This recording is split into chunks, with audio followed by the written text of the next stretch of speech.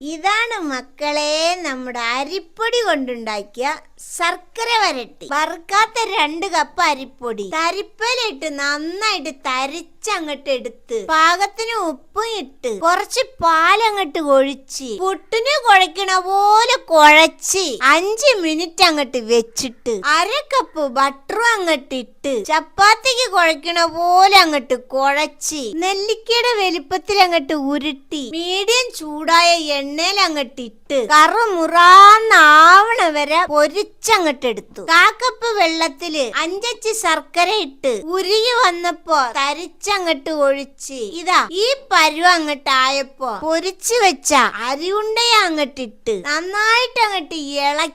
ഇറക്കി അങ്ങട്ട് വെച്ച് 1 പിടി അരിപ്പൊടിയും 1 ടീസ്പൂണ് ചുക്കുപൊടി അങ്ങട്ടിട്ട് നന്നായിട്ട് ഇളക്കി ചൂടങ്ങട്ട് ആറിയാല് എന്റെ മക്കളെ